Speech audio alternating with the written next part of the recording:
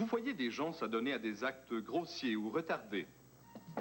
Vous oubliez le Castillon, reine. Eh bien, vous regardez Rock et Belles Oreilles, où le mauvais goût est toujours au rendez-vous. Tiens, un petit peu de Castillon, mon Bruno. Yark! Le pain dégueulasse! Pauvre Bruno. Reine, voyons que c'est ça. Un petit ongle d'orteil. Il y a des moments où vraiment on a des hauts le cœur. Reine! Reine! Revenez, reine! Ah ben, la Mondo est allée préparer la sauce. Bonjour les amis, je suis le chef Drôlot. Du bon manger, je suis le cerveau. Mais on me pose toujours la question, quelle est la recette du Castillon? Un peu de spinouche. Mais encore. Tout d'abord, il faut de la gicoine, de la spinouche et de la bourrane, du cossin et de la roublette, et un tout petit peu de teinture verte. On prend des notes. Voilà. Il paraît, dans la légende des Rock et Belles Oreilles, j'ai été la première imitation de Chantal Franck. À l'époque où elle travaillait à CIBL. Et aujourd'hui, je trouve que physiquement même, on arrive presque à se ressembler parce que, bon, quand elle porte sa perruque rousse et tout, elle est assez phénoménale, Chantal. J'essaie de me rappeler comment elle m'imite. S'agit-il bien de verre que j'aperçois là? Oh, un connaisseur! Elle joue le personnage très snobinarde un peu, et surtout très réservée. Et ça, je pense, c'est l'image que j'ai toujours eue, un peu réservée. C'est très, ah oui, chef, un peu le Castillon. Et encore... La toute première fois que je me suis vue imiter par Rock et Belles Oreilles, c'était il y a à peu près 4 ans. Et c'est ma fille Émilie, qui adore les Rock et Belles Oreilles, qui m'appelle en disant « Maman, vite, on t'imite ». Alors, je me suis précipitée chez elle, parce que chez elle, c'est au donjon. Émilie et Bruno. Et Bruno, voilà, notre chien Bruno. Vous voyez à quel point on est Rock et Belles Oreilles dans la famille. Alors, elle collectionne toutes les photos. Alors, tout ce qui a été imprimé, ou presque, sur les Rock et Belles Oreilles a été découpé. Alors, il y a vraiment les 10 ans des Rock et Belles Oreilles, finalement, on les a là sur la porte. D'ailleurs, il y a l'oreiller RBO. Ah, attention! 2 oreillers.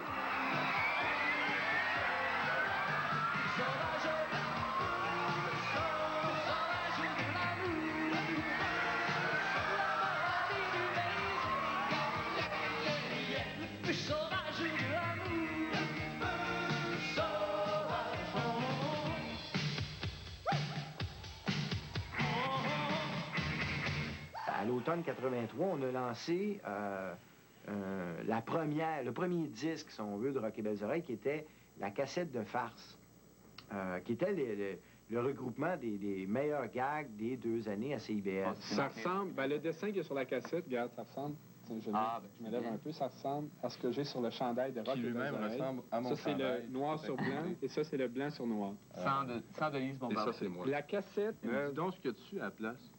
Et ce qu'il y a dessus, il y a des choses très intéressantes. C'est plutôt ça dont il faut parler. C'est ça, c'est la... Oui. Par exemple, Génie en herbe. Une parodie de l'émission Génie en herbe, une parodie d'un bulletin de nouvelles des Supercar. Oui, parodie d'information voyage. Bonsoir! Alors, bonsoir et bienvenue à Information Voyage. L'idée est venue de faire des spectacles dans les cégeps à ce moment-là, donc d'aller chercher des cégeps intéressés, des fois même à des conditions minables, un coup qu'on avait payé le son, l'éclairage, il restait une grosse pizza extra champignons des fois. Ça a duré 1 an, ça, cette tournée mondiale des cégeps. Et je me souviens d'un spectacle qui ne finissait plus.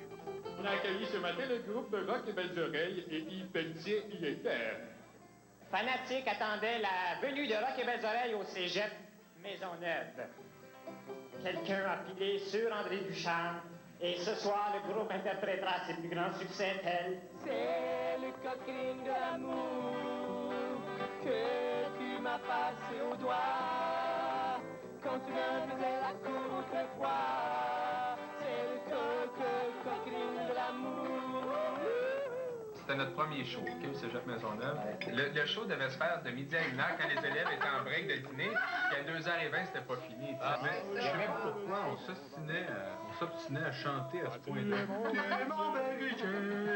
J'ai une anecdote là-dessus, Bruno. Au royaume des cieux, je réserve une chambre. Je suis revenu de voyage, il y avait le show au Foufoune électrique. Puis ils m'ont dit, Bruno, puis Guy, viens voir le spectacle au Foufoune électrique. Et j'étais dans la salle et j'ai regardé ça. Et ce numéro-là, Tu es mon berger, Lumière de son nom, j'ai jamais rien vu d'aussi médiocre de ma vie. Le Seigneur est notre guide, il est mort sur la croix. Et à ce moment-là, dans ma tête, c'était clair, c'était style. Rock et Belles Oreilles et moi, c'est terminé.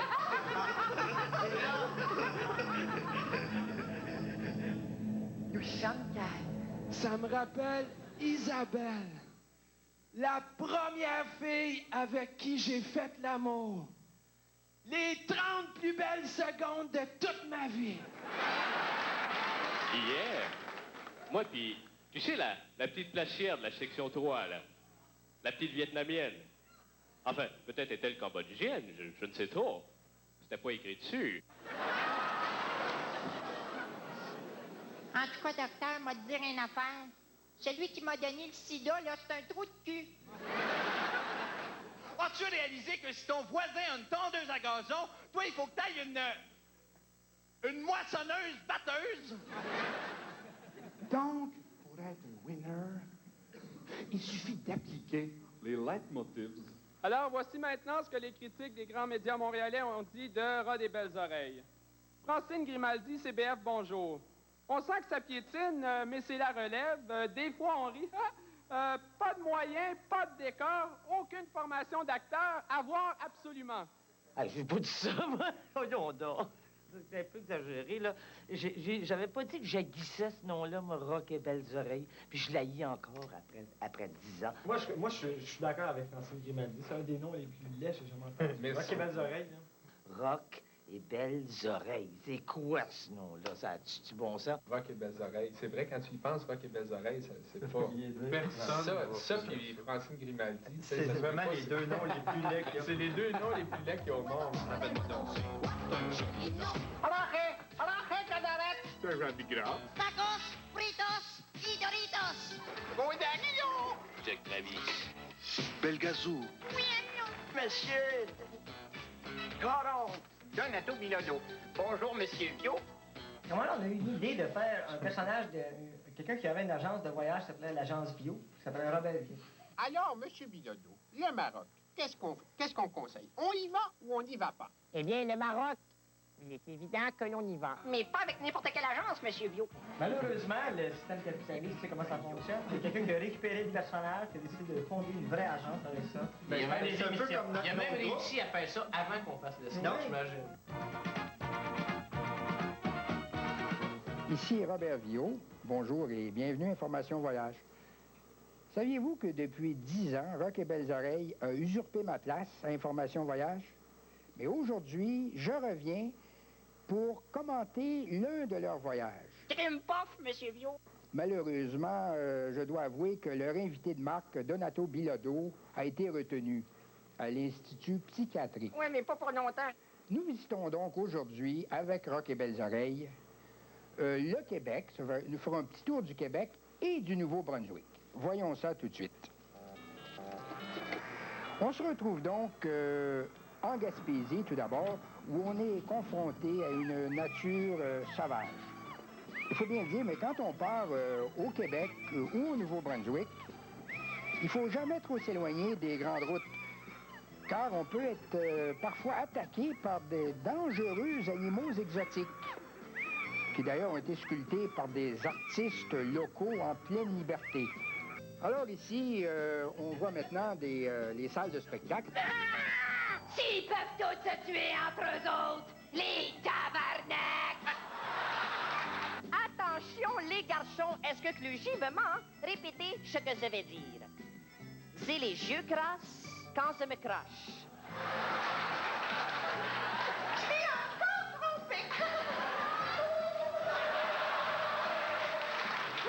Quand j'embrasse une fille, ses lèvres, là, elle peut parler en même temps.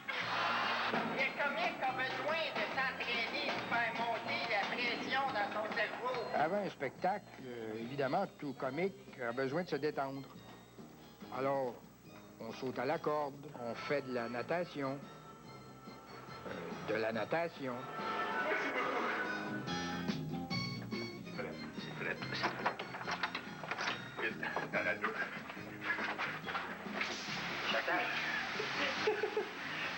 Super.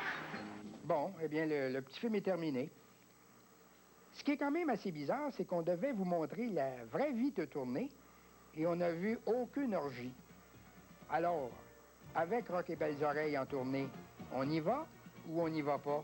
Eh bien, moi, je dirais, on y va, mais pas avec n'importe quelle agence, Monsieur Bio.